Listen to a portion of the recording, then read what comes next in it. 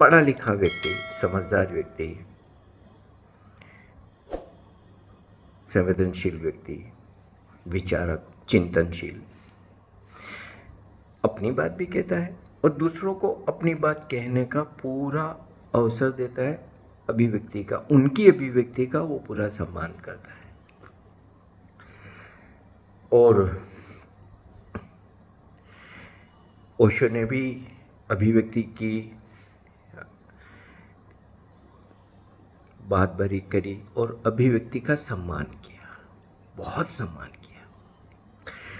जब सार्वजनिक बाहर वो प्रवचन दिया करते थे और ऐसा कभी हुआ है कि कोई बीच में खड़ा होकर कुछ बोलने लगा और आयोजक उसको रोकने लगे, तो ओशो ने कहा नहीं, उसको बोलने दो। जब लोग पत्र लिखते थे, उनके जवाब दिए जाते थे, तो कई बार कोई आलोचना भी करते थे, कुछ और बातें भी बोलते थे, कभी कभी गाली गलौज भी कर देते थे।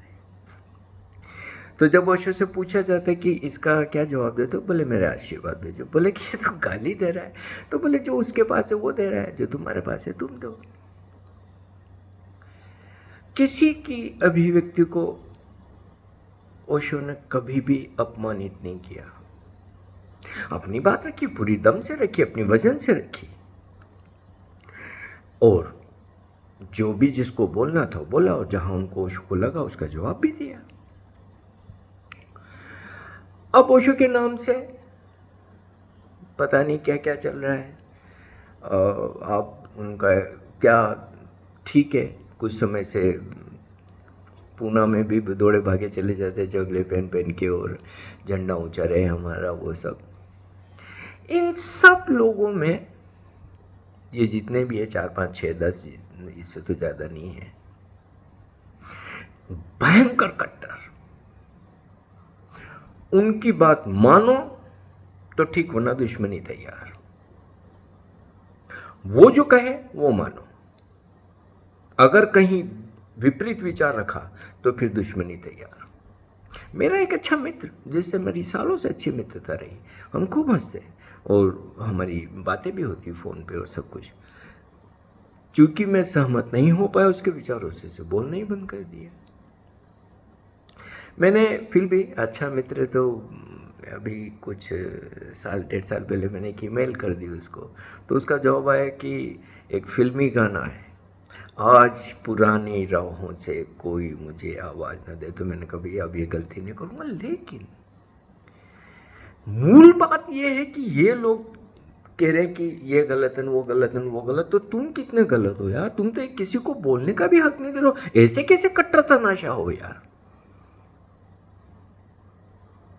तुम कहो, तुम जैसा करो, उससे सहमत तो ठीक, वरना बस। और ये आपस में लड़ पड़े हैं, वो जोरदार लड़ पड़े हैं, जो देखो एक दूसरे के। क्योंकि अगर समझ नहीं है, इंटेलिजेंस नहीं है, तो ये तो होना ही है। कट्टरपंथी चित्त ऐसा थोड़ी कि अ के खिलाफ होगा, ब के खिलाफ होगा, स के खिलाफ नहीं होगा। तुम्हारा चित्त ही कट्टर है, तुम्हारा चित्त ही गंवार है, तो तुम वो गंवारपंथी तो हर जगह निकलेगी और निकल रही है। अब मेरे एक अच्छे मित्र हैं और वो अभी पूना गए हुए हैं, और पूना उनको अच्छा है, बहुत खूबसूरत जगह है वो, किसी को भी जाएगा वहाँ पे अच्छा लगेगा। उस जगह ने तो किसी का कोई नुकसान नहीं किया ना भाई। वहाँ की हरियाली, वहाँ के खूबसूरत बने हुए भवन, वहाँ की व्यवस्था में का खान पान, वहाँ के ध्यान, वहाँ की थेरेपीज, वहाँ के लोग अच्छी है, सुंदर है, तो उनको अच्छा लगा। सामान्यतः मैंने उनको कभी फेसबुक पे कुछ लिखते नहीं देखा, कभी भी, सालों सालों से, लेकिन उनको अच्छा लगा तो उन्होंने एक छोटा सा एक भावपूर्ण कमेंट पोस्ट लिख दिया, बस। तानाशाह के खिलाफ कैसे बोल दिए या सोच भी लिया, अब तुम उधर है ना जी, इधर मत आना जी, तुम देश गुरुद्रोही हो। एक व्यक्ति को गुरुद्रोही बना दिया, और ऐसा कहते हुए किसी को लिहाज तक नहीं। किसी, पहली बात तो मेरा अपना मानना यह है कि किसी की भी वॉल पे जाके कभी कुछ नहीं लिखना चाहिए, क्योंकि ये उस व्यक्ति का पर्सनल स्पेस है। फिर दूसरा, हर व्यक्ति के अपने मित्र होते हैं, अपने उनके चाहने वाले होते हैं, परिवार होता है, सब कुछ होता है। तुम कुछ भी जाके भद्दा अगर कुछ लिख रहे हो तो वो सब भी पढ़ते हैं, वो आहत होते हैं। लेकिन इतनी समझ होती तो भी चाहिए क्या, इस जबले पहन के दौड़ते फिरते क्या? किसी की भी वाल पे जाके कुछ भी टट्टी परोस आए, क्योंकि टट्टी के सिवा ये कुछ नहीं कर रहे, सिर्फ और सिर्फ टट्टी परोसते हैं। ये जहां बोलते वहीं पे टट्टी निकलती है, जो करते हैं उसमें टट्टी निकलती है। अब कोई व्यक्ति वहां गया है और उसे अगर अच्छा लगा है, लिख दिया, तो तुम्हें क्या तकलीफ हो गई ऐसी? मतलब वो जगह भी किसी को अच्छी नहीं लगे, कोई उस जगह के प्रति भी भाव से नहीं भरे।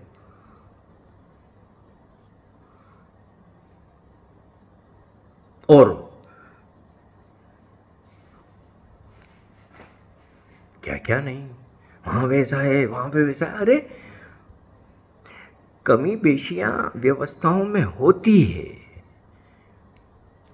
लेकिन कमी पेशियां ही सब कुछ नहीं है, वहां पे कई सारे विकल्प भी हैं। जड़ की तरह एक तरह से मत देखो चीजों को, उनके विकल्प भी देखो और सोचो। हालांकि ऐसा कभी भी नहीं होगा, लेकिन ये दौड़ते भागते जबलाधारी अगर कभी कल्पना की तरह कह रहा हूं, कभी हकीकत किसी कीमत पे नहीं होगी, हजारों साल में भी नहीं होगी, क्योंकि ओशो इंटेलिजेंट लोगों के लिए, गंवारों के लिए नहीं है। गंवारों के लिए तो जीते जी ओशो ने पहले दिन से आखिरी दिन तक अपने यहाँ जगह नहीं दी, पनाह नहीं दी, और अब भी नहीं देंगे। और वो भी कट्टरपंथी गंवार, जड़। और ये लगभग सभी कट्टरपंथ गंवार विचार के राजनेताओं के भी भक्त हैं, वहां भी उसी तरीके की बातें करते थे जिसका ओशो के विजन से लेना ना देना। गजब के बकवासी लोग हैं यार। अब मान लो कि मैं तर्क की तरह कह रहा हूं, मान लो कि ये अंदर आ जाए और ये मैनेजमेंट बना दे, तो ये तो गेट पे AK-47 लेके बैठे रहेंगे। अभी कुछ नहीं है, सड़क पे हैं, और ये हालत है इनके। अगर बाय चांस, मैं तर्क के लिए कह रहा हूं, अगर कुछ ये कर ले तो ये तो तुम गेस्ट गुरुद्रोही हो बटाम, जैसे उधर नॉर्थ कोरिया में सुनने में आता है, सारी तानाशाह कर दें, पता भर चल जाए कि कोई थोड़ी विपरीत ढंग से सोच रहा है। ये कैसे तय कर ले तो किसी को गुरुद्रोही यार? ये शब्द हमारे कानों ने ओशो के जीते जी या कभी भी ओशो के प्यारे से न्यासों से नहीं सुना। कौन गुरुद्रोही होता है? कभी ओशो ने कहा है किसी को कि ये गुरुद्रोही है? एवर? ओशो के जीते जी या ओशो के होते जो कई लोग ओशो के काम में संलग्न थे और ओशो से अलग होकर वो विपरीत विचार भी। शिवा ने ओशो पे गार्डनफील्ड किताब लिखी, क्या ओशो ने शिवा को बोला कि गुरुद्रोही, या शीला को बोला कि गुरुद्रोही, या किसी के लिए भी कभी भी? ये पता नहीं कहां से आ गया, ये हर किसी को एक गुरुद्रोही, ये उसके चमचे हैं, वहां से इनको पैसे मिलते हैं।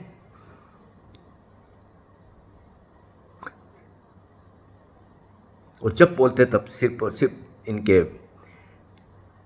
क्योंकि ध्यान तो कभी किए नहीं, ओशो को तो समझा नहीं। अगर ठीक से डायनेमिक किया होता साल 2 साल 3 साल जम के, तो ये जो जितना भी कचरा है ना अंदर का भड़ास, ये गुरुद्रोही और टुकड़े और पता नहीं क्या क्या, वो निकल जाती, सरल हो जाते, सरहृदय हो जाते, सब प्यारे लगते हैं। और किसी के पक्ष विपक्ष से क्या फर्क पड़ता है? हर व्यक्ति अपनी बात कहने को स्वतंत्र है, और व्यक्तिगत रूप से किसी को लांछित करने से क्या मिलता है?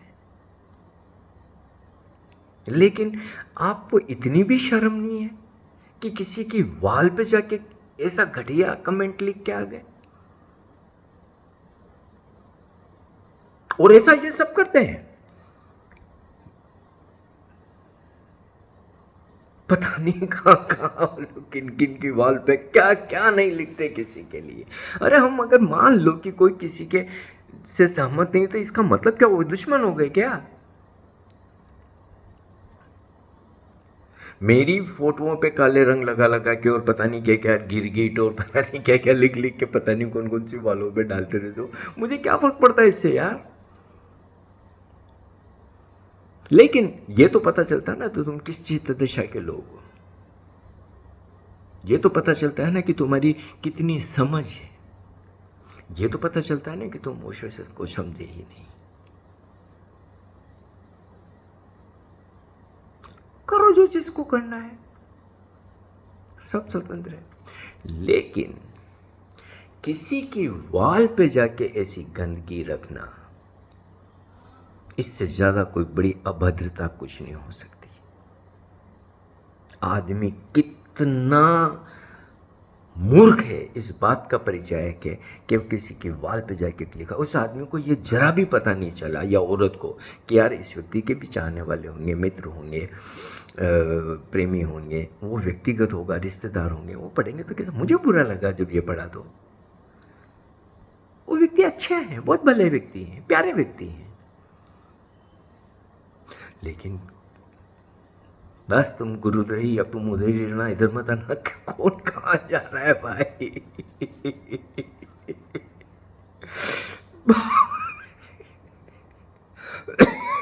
ऐसा नहीं, इनको कभी कभी मैं YouTube पे कुछ सेकंड तो सुनता हूँ, एक एक वो लेता तो हूँ इनका कि ये क्या बोल रहे हैं। मैं सिर पीट लेता हूँ यार कि ऐसे अनपढ़ कोई कैसे हो सकता है, ना हाथ ना पैर पता नहीं क्या क्या, और इतना झूठ बोलते हैं, इतना झूठ बोलते हैं कि उसका कोई पार, इनको कुछ पता नहीं ओशो के काम का। लगे पड़े पता नहीं कहां सी के बाद कहां पे रख देंगे, और ये ओशो की लेगेसी बचाएंगे।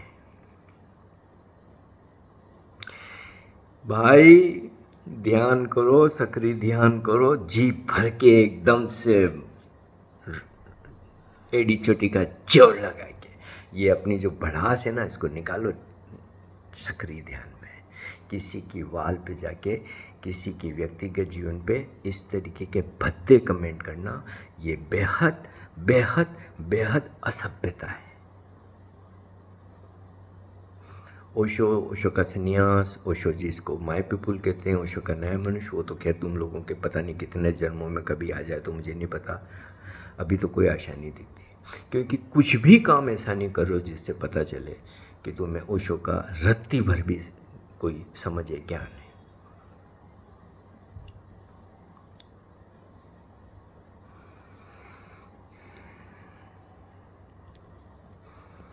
है तो ओशो इंटरनेशनल फाउंडेशन और ओशो इंटरनेशनल मेडिटेशन।